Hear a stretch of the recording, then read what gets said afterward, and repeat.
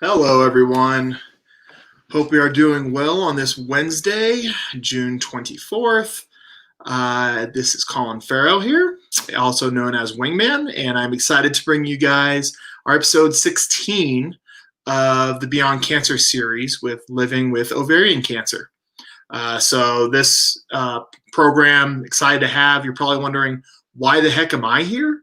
I'm wondering the same thing. But really, what we're doing today is our facilitator, Gail, who a lot of you know, aka Sunshine, is actually going to be on our panel today. So she is going to be helping us out, sharing her perspective with ovarian cancer.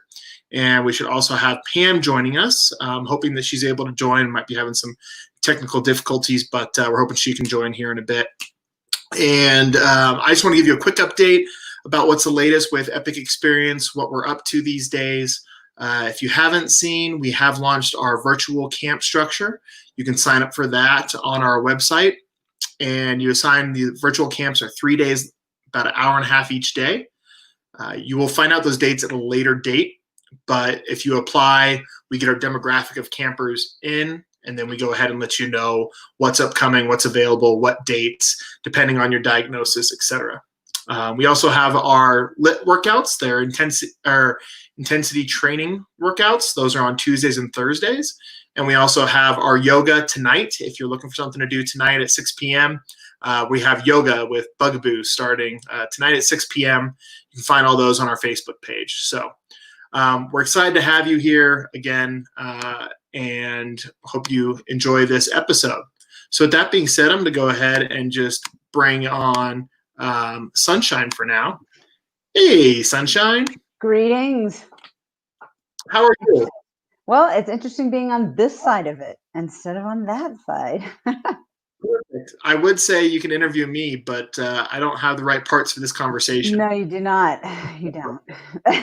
Thanks, Rob. With that being said, and like I said, sharing with everybody, this is episode 16, Living with Ovarian Cancer. Gail and hopefully Pam will be able to join us shortly, and we'll bring Pam on when she's able to hopefully jump on. With that being said, we will go ahead and get started. And I think people have an idea of who you are. But why don't we go ahead and take a step back, and I will facilitate today, therefore writing like we don't know you. So with that being said, Gail, thank you so much for joining us. Can you introduce yourself? Welcome. Sure. My name's Gail, aka Sunshine. I went to an Epic Experience camp back in winter of 2016, and it was awesome. And so I joined the alumni team, I think about a year or a year and a half after that. And so I've been volunteering as part of the alumni team and as the wordsmith of all things written ever since. And can you go ahead and tell me where you're from? I currently am residing in Colorado Springs, Colorado. I moved to Colorado about a year ago, moved to the Aurora, Denver area, and just about a month and a half ago, moved to Colorado Springs. I'm originally from California. And at the time I went to camp, I was actually living in Florida, hence the name Sunshine. So. Awesome. Well, thank you very much for sharing that in-depth view on yourself. Oh, and it looks like we're having Pam about to jump on, so I'm going to bring her on. Awesome. And get her going here. Hey, Pam. Hi, guys. How are you? Good. How are you? Good. I'm on my phone right now because I was having a little bit of difficulty getting StreamYard on my computer. So no worries. We're working on it. No worries. We will navigate as we go. So we're used to technology and the hiccups it can provide. So I was just having Gail introduce herself briefly, and I'll ask you, Pam, if you want to maybe just share, introduce yourself, where you're from, when you came to camp, and what your camp name was. Okay, you want that now or right now? Yeah, we'll do it right now. Oh, okay. I live in Austin, Texas, the newest hot spot of the COVID virus. And I went to camp last summer, which was wonderful. And my nickname was Sprout, which came from college. They called me Sprout in college. So that's how I got that. Awesome. And that's, yeah. And and just so you know, you still are Sprout. That's But okay. There were worse. epic, epic camp names don't leave once you come to camp. They stick No. around. That's right. Well, cool. We'll go ahead and we're just going to again dive in. And just a reminder to those watching, this is episode 16 of the Living with Ovarian Cancer is what we're talking about today. So we're honored to have Pam and Gail with us, aka Sprout and Sunshine. Next question is really just, when were you diagnosed with ovarian cancer? And whoever wants to go can jump right in. Go ahead, Gail. I'll go. I was diagnosed with ovarian cancer in 2000. Do you want the whole story right now? Kind of how it, or do you just want to know that? You know, you're the facilitator here. Oh, wait, no, you're not. So I will tell you. Why don't you go ahead and just, you can give the whole story right now. So in 1999, I was actually diagnosed with uterine cancer first. And we decided to try an alternative therapy. It didn't work. And probably 9 months later, ended up having surgery, and in the process of having surgery, discovered I also had ovarian cancer. So I had no symptoms whatsoever related to the ovarian cancer. So in a sense, it's a good thing that the first treatment we tried didn't work, because that was how we found it. So that would have been in January of 2000 that I was officially diagnosed with ovarian cancer. Okay. And I was diagnosed in 2007, and I did have symptoms, just back pain, low back pain, and I was playing a lot of tennis back then, and I went to my doctor, who thought it was probably something with my kidney, and they did a CAT scan and found my lymph nodes lit up all over my body. And then from there, they did biopsies, and I went into surgery the day after Christmas. So, and I've been in treatment ever since. Still am. And So. Did they give either of you a stage when you were diagnosed, and what was that? I'm just curious. Mine was stage 2B when they found the ovarian cancer. They decided I actually had two primaries. So the uterine was still confined to my uterus, and the ovarian had slept off to my bladder, and I had a cyst that had some cancer cells. So I was technically 2B. I guess now I might be considered stage 4, although I haven't actually asked, because it's come back twice, once in my lung and then once in a lymph node. So at the time of original diagnosis, though, it was stage 2B. And my original was stage 4. Yeah. And I went to MD Anderson, and they gave me about 2 years, and it's been 12 now. Bravo. Nice. That's awesome. Yeah, I'm fortunate. I've tried everything, believe me. Wow. Well, all the times we have is a good thing. So Yeah. That's true. Good. Oh, thanks. That was actually going to be my next question. What symptoms? But you guys both kind of answered here, and looks like we lost Pam, but we're getting her back. I'm coming back. There we go. You got me? Okay. Device switch. I'm on my computer. Sorry. No worries. Okay. Yeah, my next question was going to be, what symptoms did you have? But it's interesting that, Gail, you said you didn't, and Pam did. I'm just curious. Yeah.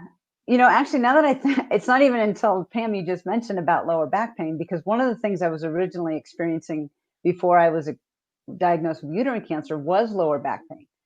But they did all these tests. I had ovarian cysts, which is what they thought it was. Those were tested. Those weren't cancerous. Then I was diagnosed with uterine cancer. And then, again, we found out I had ovarian cancer. So who knows when it actually made the shift. But now that I think about it, I actually did have low back pain in the same way. It wasn't officially ovarian cancer at the time. So other than that, I didn't have the bloating. I didn't have any of the other common symptoms that go with ovarian cancer. Right. No, I didn't either.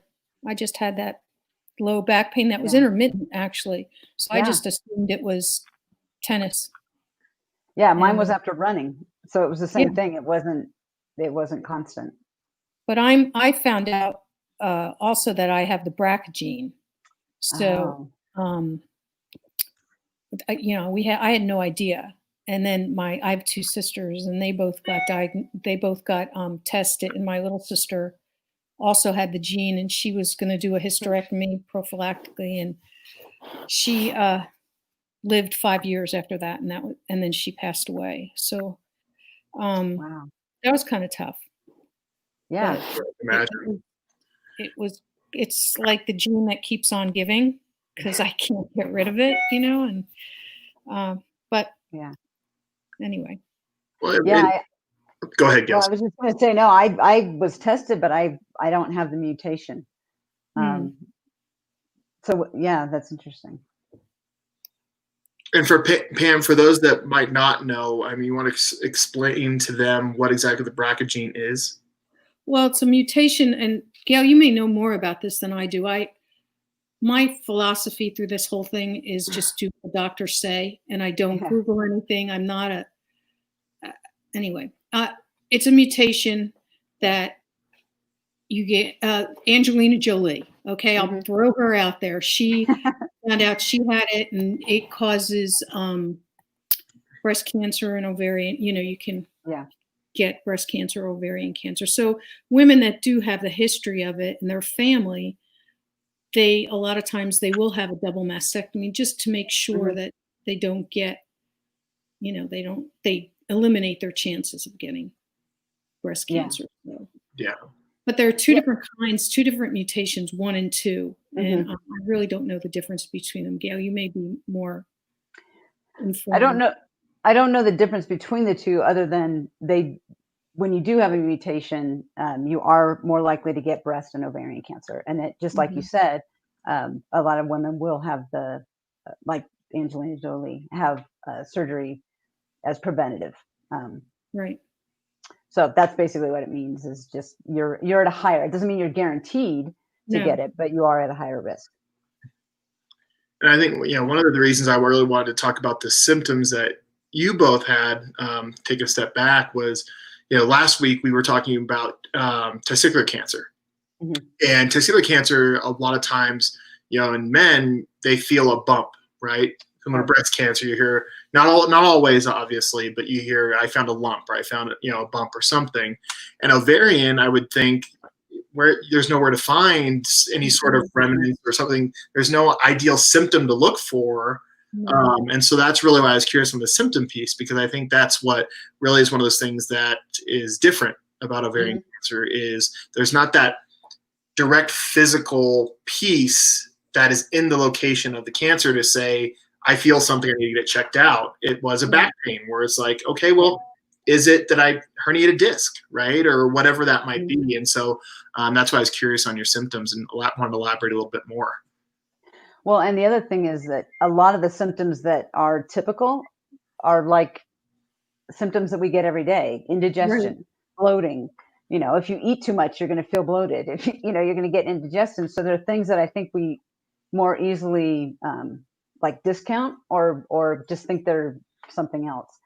And I think that's why a lot of women don't get diagnosed until it's too late, because the symptoms are just either non-existent or mimic just everyday life stuff.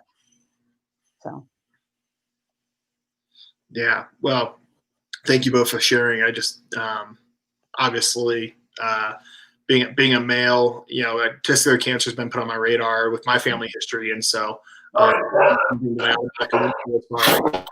very different.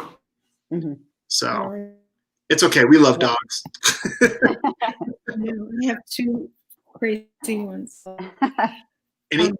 Anyone that knows Epic Experience and the Farrow family knows that dogs help run the show. So, one thing next I wanted to ask about is really, as we're talking about dogs, who are an extension of our family. How, when you were diagnosed with ovarian cancer, did you come out and share with your family or friends? Did you feel like were there pieces of you that maybe said you felt a little ashamed, or I've heard, guilty, or whatever those emotions might have been? How did you come out and share that with your community?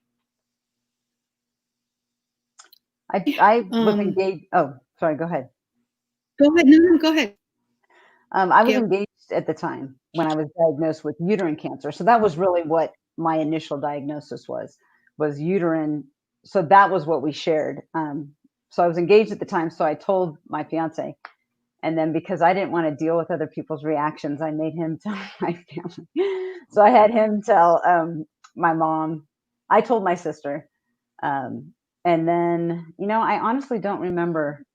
I think we did a lot of, maybe tell a few people and let them tell others. And honestly, it was because I didn't want to have to deal with people's reactions. I may have done it differently today. And when it's come back the last 2 times, I have done it differently. But at the time, it was just so overwhelming. That was the way we handled it. So, yeah. Yeah, initially, it's such a shock because you have no idea. Like, we didn't really have any symptoms. And I had this Right. tech at the time call me, or this assistant in the doctor's office, and tell me my CAT scan results. And I was just like, I have no idea what's going on. Wow. But I had my family tell my mom. My dad is gone, but my mom, and I told a very few number of friends. And because I didn't want that attention, I didn't want to be characterized by oh, there she is. It's bad enough you look like heck, you feel like heck. Yeah. I did not want to have that stigma on me where you're walking through the grocery store and people are looking, oh yeah, I'll let you go. You're really sick. Yeah. Right. So I did the same thing a little bit. I let my husband and my family tell the rest of the family. And then my few friends I had a few groups of friends that knew, but they knew not to just spread the word. And I just let it be. And since then, it's come back. I've been on 8 different regimens of chemo. And since then, 7 of them, I didn't lose my hair or anything. So people, they didn't even know that it had reoccurred again. Because I don't want the pity. That was a big thing for me. Was that pity that people associated with it. Because I was doing fine. I was working my way through it. So And here you are now sharing your story publicly, and I'm just curious. And it said 2007, initially, and so I'm just curious. Do you feel like as years have gone, you've been able to talk about it more, and if so, why? And why do you think that is? I think as time went on, I became more comfortable. I got used to it. I mean, chemo is my life, and it wasn't such a big thing. It's not such a big thing over my storm. And now I think we're losing Pam. I here. don't Pam tell still people unless they or they know. About hello. I think we might waking up for a second. I can hear you now. Yeah, we can kind of hear you now. I think you're back. Okay. Sorry, I just don't talk about it. I tell the people that need to, a few people that are close that I can depend on, and that won't. Nobody needs to know unless I'm like really in trouble. Nobody needs to know. Yeah. That's how I feel. Some people I give a lot of credit to those cancer survivors that are advocates and reach out to everybody and are very, open about their stories. But that's not me. I can't. Well, Colin, you probably know from camp, I don't open up very well. Yeah. Well, it's one of those things. There's no right or wrong answer. Everyone's journey is their own, right? And True. And people just, once some people found out, I would be the one they would come to when they got diagnosed. And I was having a lot of different people come to me. I really didn't, I don't know, it wasn't my cup of tea. Yeah. I'll support them, but I can't. I don't want to deal with it. I guess I'm running away from it. I don't know. No such thing. It's like I said, I think everyone just, I was talking to another one of our fellow campers the other day, and it just, unfortunately he's has gone into hospice, and kind of similar. He doesn't know how to tell everyone. Right. And he just said, I just kept reminding him, it's your story to tell. And you have the control to say what and when you want to say it, right? And the power of choice, and that is for all of us to be able to take control of what we have control of, and that is sharing your message and where you're at. So, no, completely. There's no right or wrong there. So, Gail, you're 2000 was when you were originally diagnosed. So, we know each other well. I can go back and count in my head, but I won't. Thank you. I guess over that time, how has your involvement changed with how you shared your diagnosis?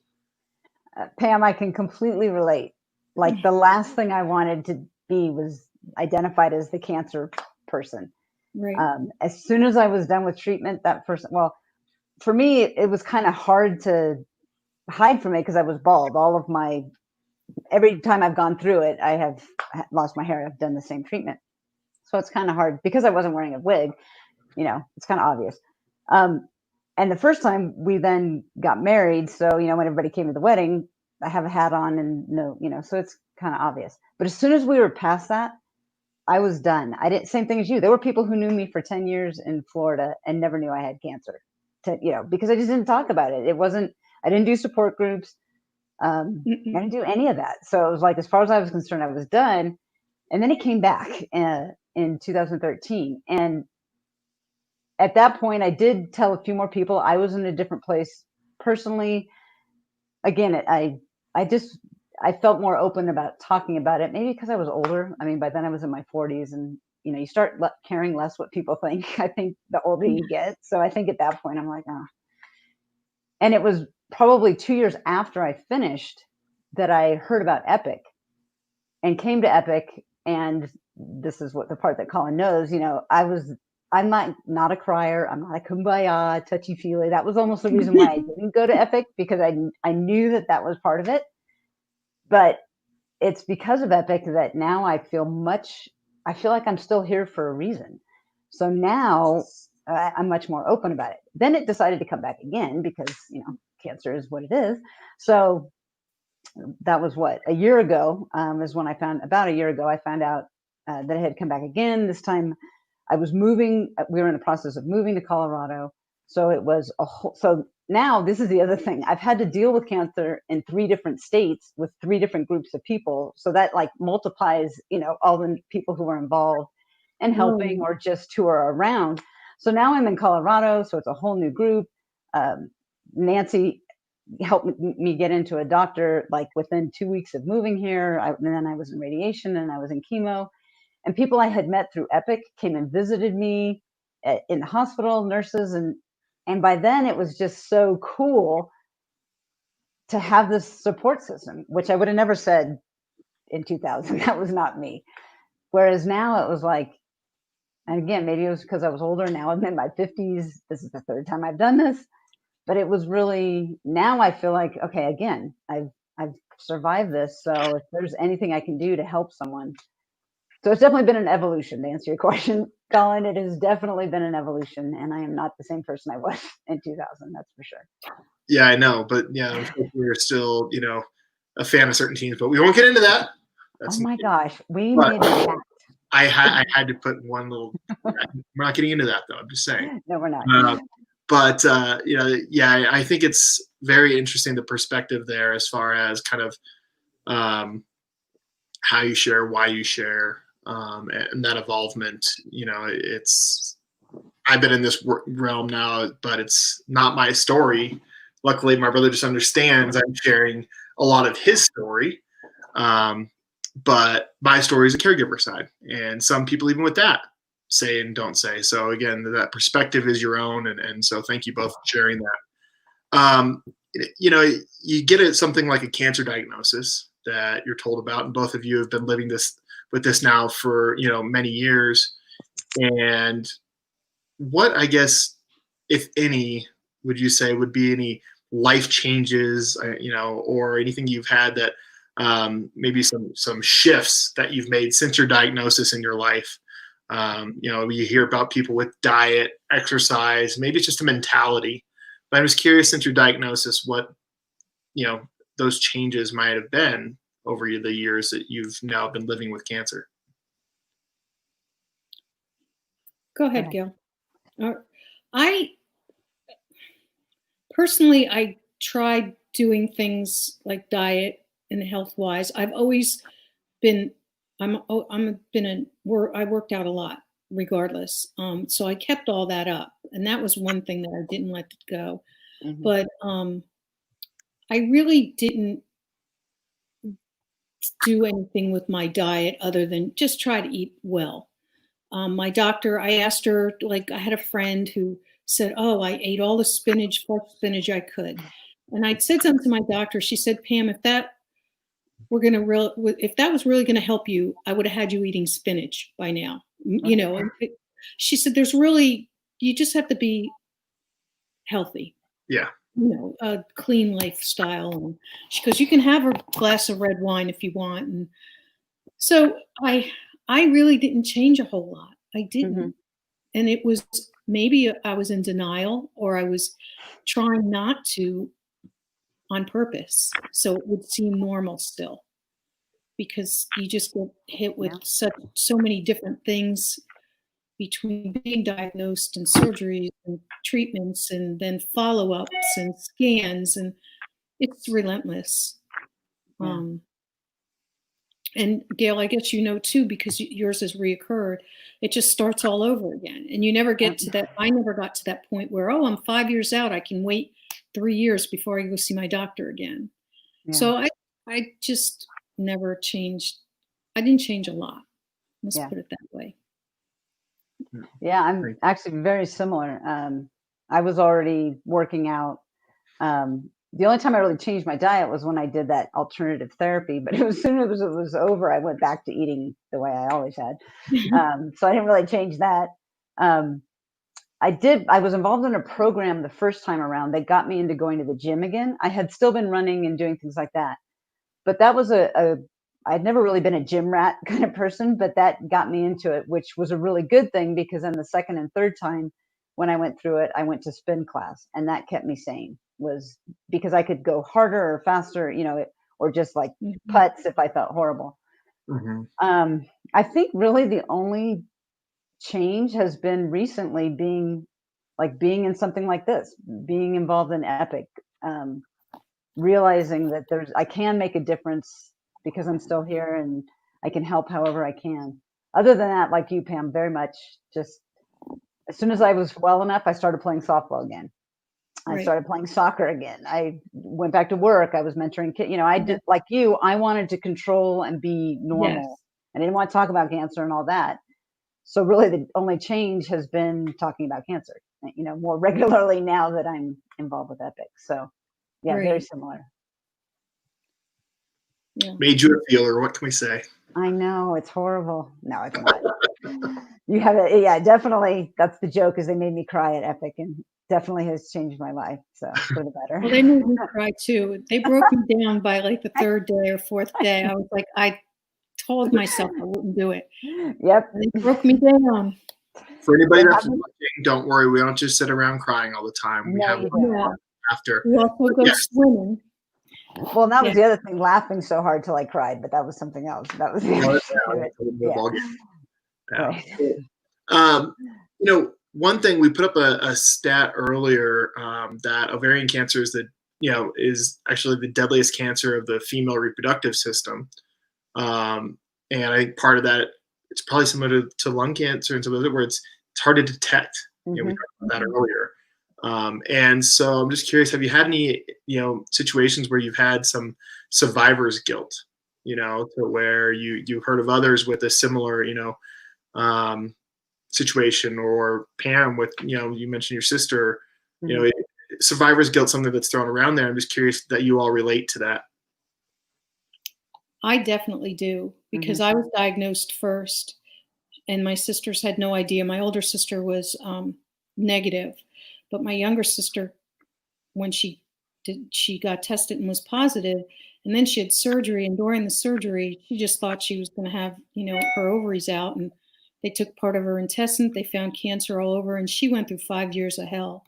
Wow. With a intraperitoneal treatment, which is where they just load your belly up with the chemo drugs, which is really tough. and she didn't make it, and she was 9 years younger, and here I still am. And Yeah. sometimes that really is tough. Yeah. I miss her a lot, and that's really tough. Yeah. And I just see one of my friends, she was diagnosed, it wasn't ovarian, but within months she passed away. And it just, why am I still here? I've been really blessed being able to be here as long as I have been with where my cancer was, and kind of still, yeah. I mean, I'm going to start radiation now because I've had so many lymph nodes taken out. They can't go back into certain areas. And this is like, we're getting to the end here. They can't, it's changing and getting stronger, just like these viruses are. They become immune to the chemo. So we'll see what happens. Now I have 3 tattoos on me and all ready to go. So. Wow. I mean, you mentioned the lymph nodes and the chemo, now I have to do radiation. Is there a typical treatment for ovarian cancer? Like, is it pretty structured? Some have 4 or 5 different versions of treatment for one type of cancer, depending on the stage or this or that. Right. I guess when it comes to the treatment for ovarian, what is that? I think the initial treatment, and Gail, jump in here if you don't, is carbotaxol. That's like the standard gold treatment, and that usually nails it pretty well. Yeah. And then there are a slew of other drugs that I've had and throughout the years. And then I went, not this last time, but the time before, I went back on carbotaxol. And the first time it kept me clean for a while. And then this time it was 3 months and it was back. Wow. So there are a lot of different ones out there. There are some new ones that I've tried. And then they're trying to do immunotherapy. They're starting to look at. My doctor had said with ovarian cancer, it's not as successful as it is in some other cancers. So yeah. No, what did you have, Gail? Did you have carbotaxol? Yeah, I had carbotaxol because in their mind it worked. The first time I went 13 years. The second time I went 6 years. So I did the same thing all 3 times. This time I had a reaction actually to the carbo because I guess your body, I don't know why, 12 is the magic number. And if you have 13, because it's 6 cycles. So I had 6 cycles the first time, 13 years later, I had 6 cycles. So this time when I did the same thing on the second time, I had a reaction to it. And I guess that it stays in your body for that long. I did that too. Yeah. So I had to do a cocktail of drugs the night before I went in for chemo to try to trick your body into not becoming sensitive, I guess, to the platinum. Right. Exactly. Yeah. They ended up increasing the number of pre-drugs they put in before I actually started. And it worked, but so then so there's that thought, well, if it comes back, will they do it again? Or will I try one of the ones like you said, like you've tried? We haven't gotten there yet. So I'm 6 months out. Yeah. So hopefully we won't have to do that. So we'll see. And, Pam, your cancer has stayed ovarian throughout. Gail, you've had some different versions in which your cancers, reoccurred. I guess really, Gail, I guess my question right first to you is, what have the other experiences? Is it still, do you look at yourself as, I'm a cancer survivor? Is it each cancer, ovarian, lung, like, do you break it down? Where are you at with relating to your cancer diagnosis and really each occurrence kind of being different? Technically, I guess it was the same endometrial cells, even when it came back in my lung and when it came back in the lymph node. So technically, it's still the same ovarian cancer endometrioid type cell. At first, when it came back the first time in my lung, my husband made the mistake of looking online about lung cancer and freaked himself out. So it was actually a good thing. I mean, they actually told us this, that it was actually better that it was what it was and not another, lung cancer.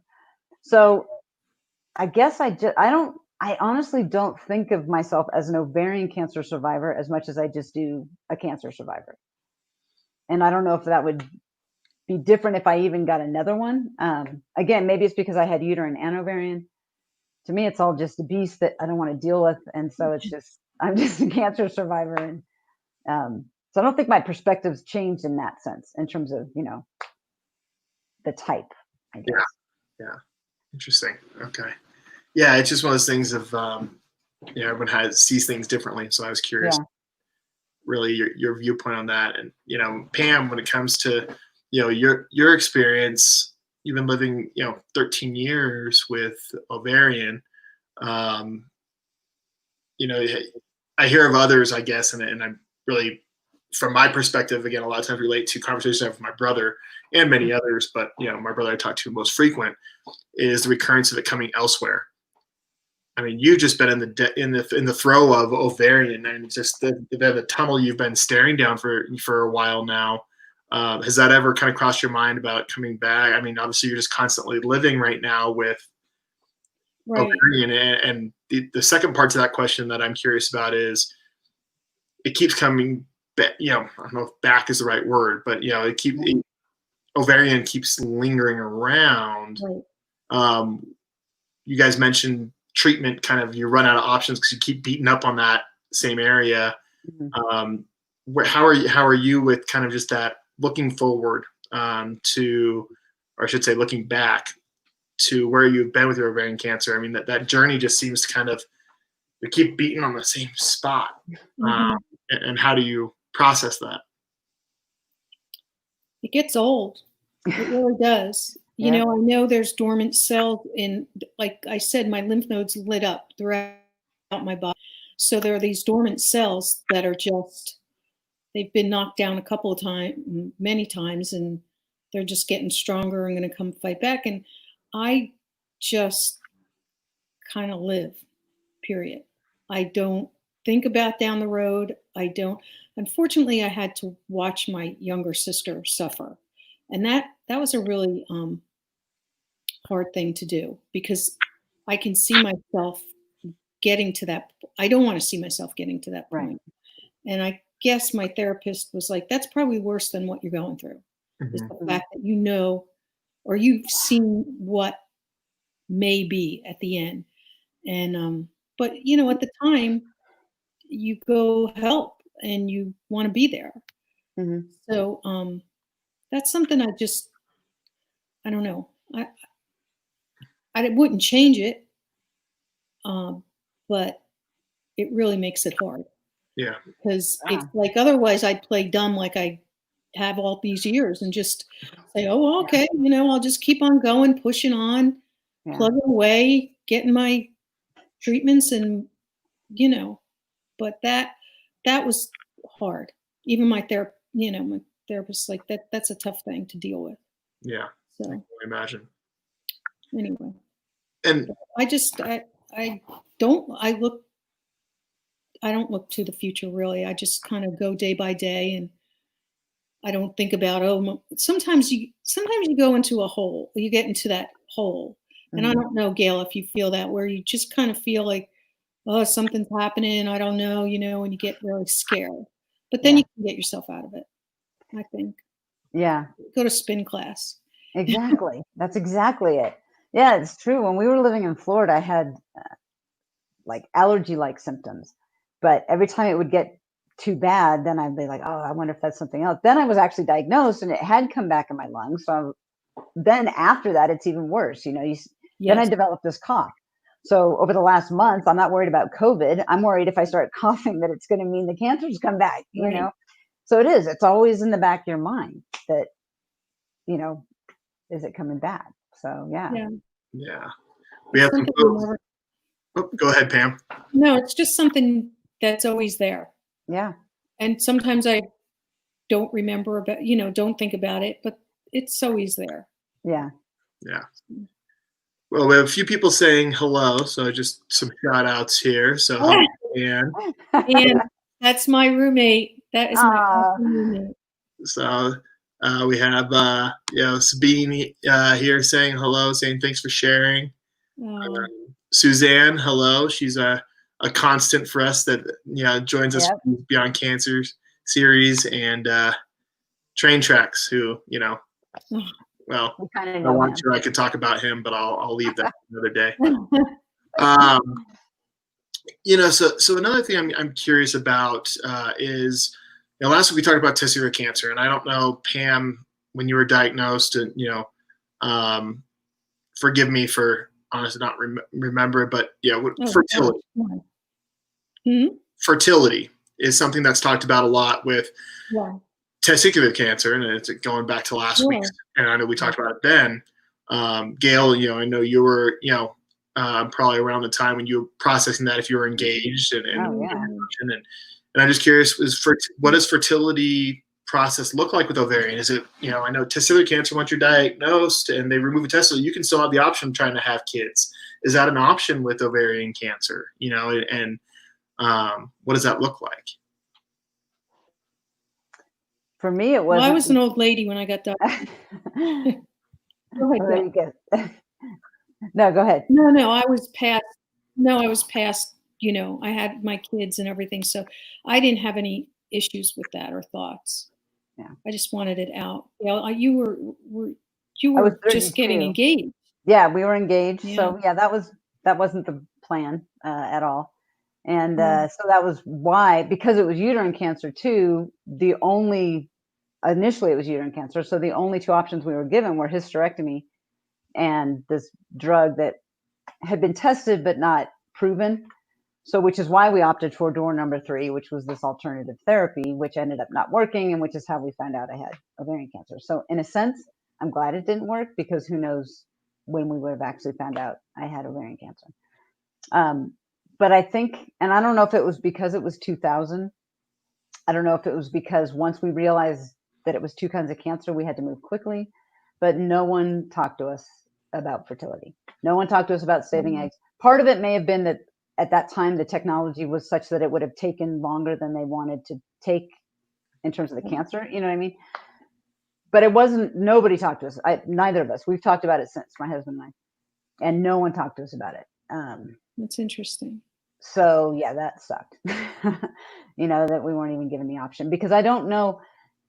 I mean, with a hysterectomy, with ovarian cancer, if it were just one ovary and you had time, I suppose now the technology is such that they could save eggs. Mm-hmm. I'm pretty sure it is.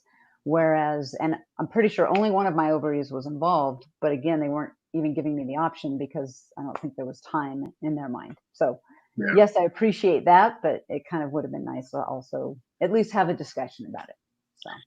And unfortunately, I think that's something that's still present. I hear about way too often, even today. And it's been 20 years. And we still hear about folks that are in their younger years that are interested in having a family that weren't given options. And that's the biggest thing is advocating for yourself and searching for that. So if there's anyone listening, or you have family or friends, it's one of those things that if you're in the age range where you're thinking about wanting to start a family, that you have to be your own advocate and ask those questions, because it's something we still hear constantly today, 20 years later. And Gail had, obviously, you had a similar situation. So, well, in the midst of it, that's not what we were thinking. We're thinking, let's help Gail live. I mean, that was the priority.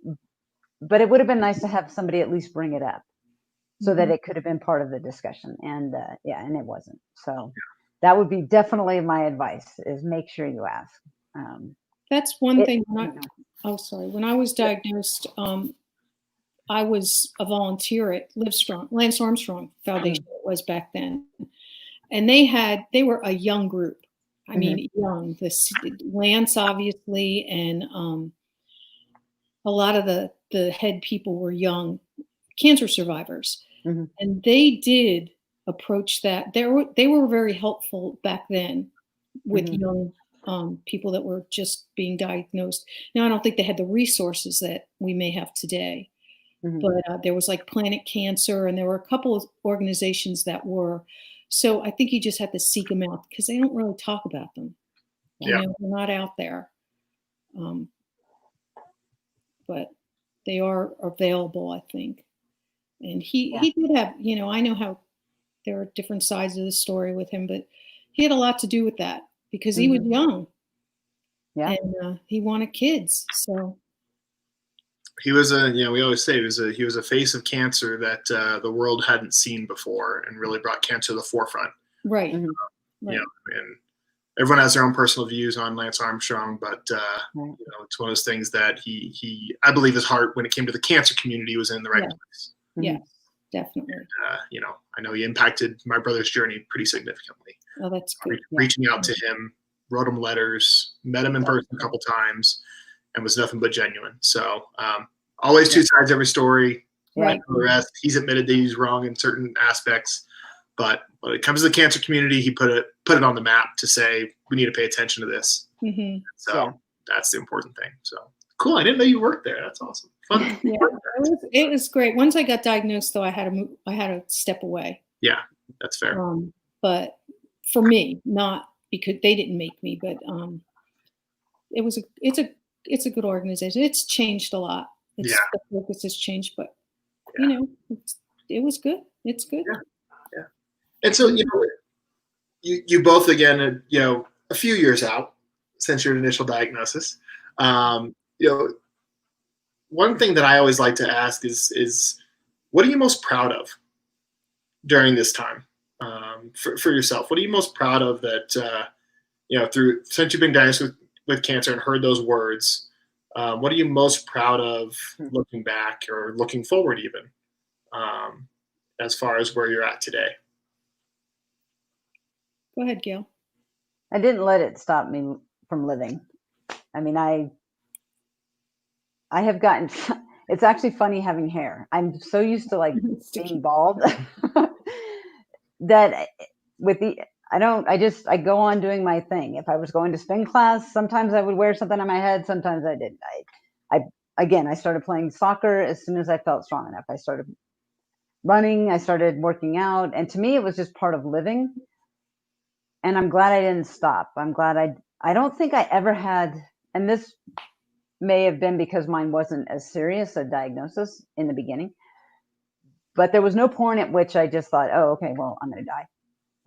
That never crossed my mind. It was almost like I had the flu. I mean, somebody just said this recently to me and I had never thought of it that way. But in my mind, the way I dealt with it was, okay, I'm sick. I'll do what I need to do. And then I'm going back to life as normal. And I don't think I ever thought of it as being something that's going to end my life. Now, will it one day? Who knows? But until then, I'm not going to stop living the way I am. So I'm glad I never kind of gave into fear or that kind of thing. And I've just, kept living the way I like to live, which is being very active. So I agree with you. Everything that you've said, I've said the same thing. You just keep pushing through. Yeah. And you may have down low moments, but then you just keep on going. Yeah, definitely. You don't wallow. That's one thing I don't think I ever did. And I don't know, to sit there and feel sorry for myself. There are a lot of people in the same situations as we are. Exactly. And we're still out here, Yeah.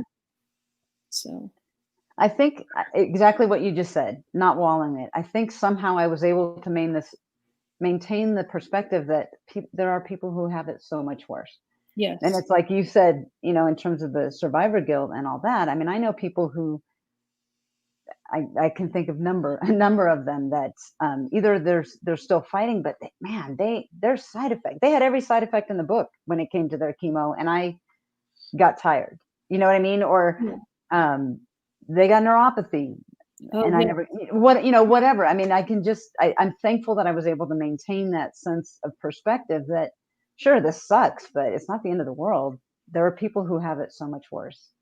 And I completely agree about not wallowing in it. So, great. And this might be, this is going to be my last question on the day, and this might be similar to the one I just asked as far as an answer. But just curious, if you were to look back over the years when you were first diagnosed? Is there something that you wish you knew then that you know now?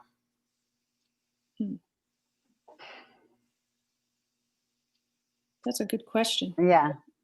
I think for one thing, I stole it from our facilitator who's been doing these for the past probably 13, 14 episodes. Okay. surprise. I think one is what we just talked about in terms of fertility. I wish I would have known to ask about it, or would have thought about it, or somebody would have said it. Or maybe if somebody said it, I would have listened. Maybe, I can't. That definitely is one thing that I can think of off the top of my head. I'll think of another maybe while Pam's answering.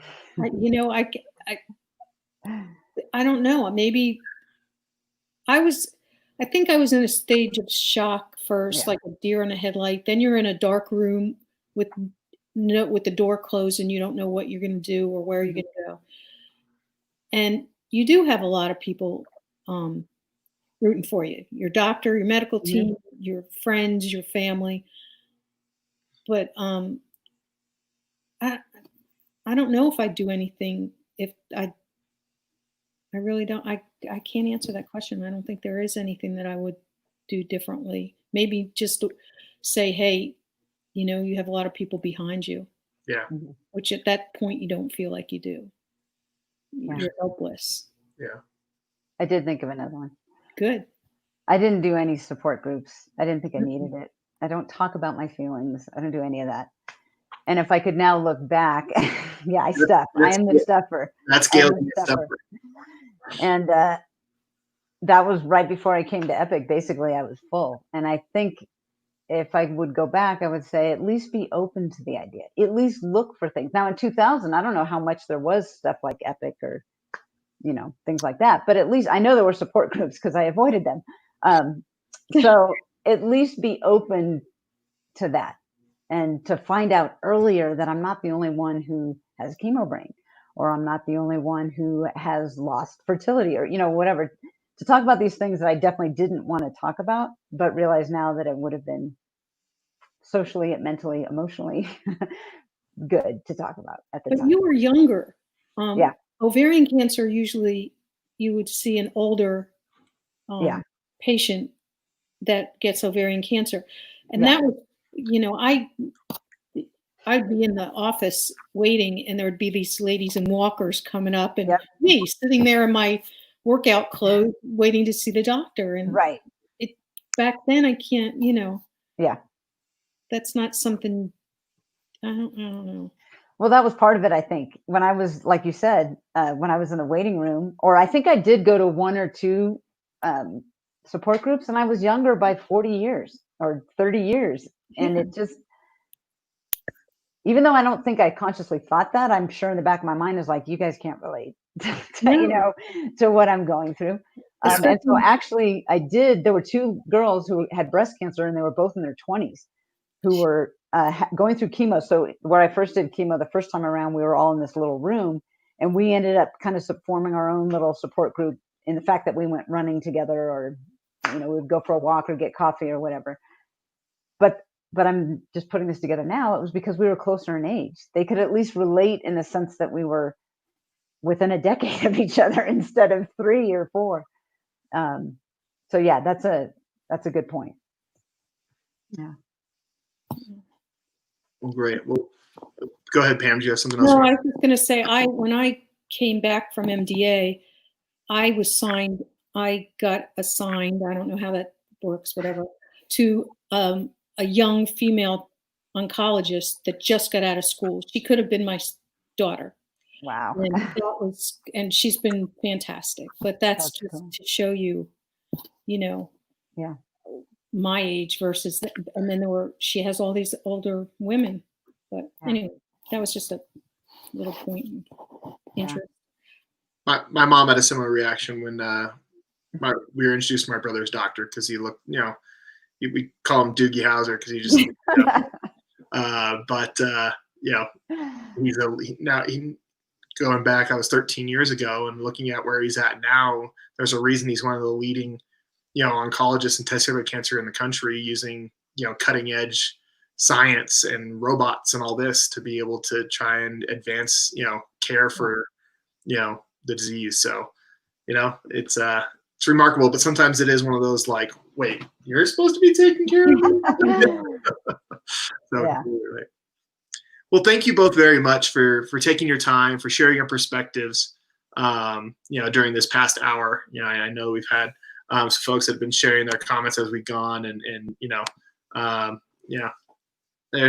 Romeo is sitting there and looks like she thinks fondly of Gail too. She's you can tell her the truth. Yeah. And Suzanne just always affirmation as far as just being able to be helpful and comforting and I think relatable, and that's what this series is all about, is just giving that perspective to say, whoever you are out there, you're not alone in your thoughts and your feelings, and we hope that you can relate to this, and that's why we're here at Epic Experience, to be able to provide those platforms to have that relatability and that connection. So thank you, ladies, very much. Thank you, Colin. And we will see you next time for what will be episode 17 of the Beyond Cancer series. So thank you very much, everyone, and hope you have yourself a great day. Stay tuned. We're now going to, as we do always, end with our video so you can see our little commercial about what Epic Experience does. Thanks, everyone. Have a great night. Thank you.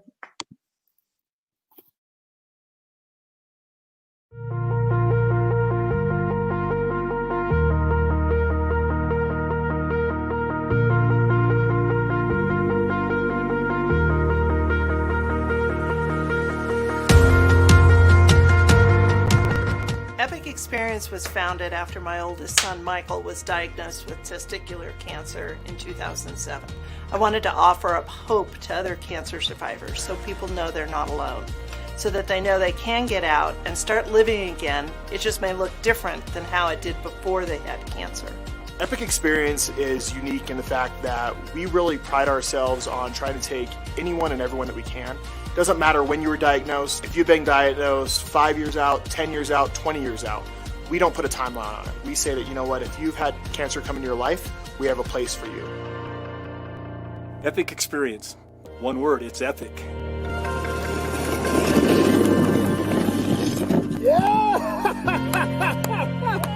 You have a chance to come up here and do some things that you've never probably done before. This camp has taught me, like, why are you afraid? Like, what's stopping you? I got out on the water in the pond here, and I'm like, I haven't done a headstand in a long time, and it's really difficult to do it on water. And I'm like, what am I afraid of? At camp, it's about healing your soul and your spirit and living beyond that cancer diagnosis, having fun, being with people that understand, and really just embracing everything that life has to offer you. They just said you were going to go to a camp, and I didn't even know where it was going to be. I got hauled up the mountain and got to play in the snow, and the thing that happened is I rediscovered joy, found myself again. Favorite memories from camp? Running down the hill in snowshoes. It's something I never really considered before. I got on a sled today, and I'm going to be honest. I mean, I've beat cancer, but I was still nervous to get on a sled.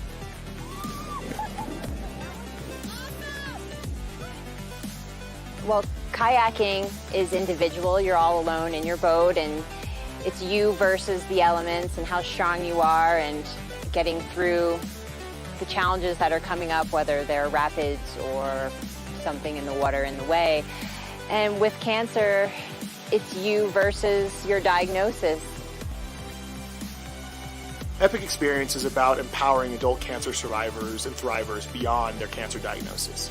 It's about giving them a community in which they feel that they have people they can connect with, that understand them, and have walked their shoes to really know, hey, you know what? I'm not alone, and I have people with me, and it's so important for them to feel that connection. Things that I used to worry about don't worry me as much anymore. Family is critically important.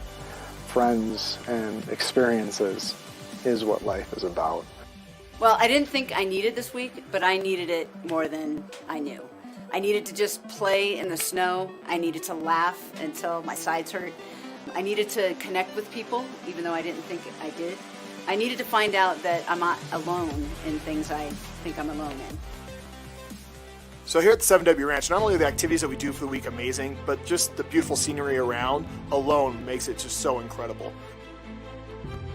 I was feeling a bit lost and unsure how to cope with life after cancer.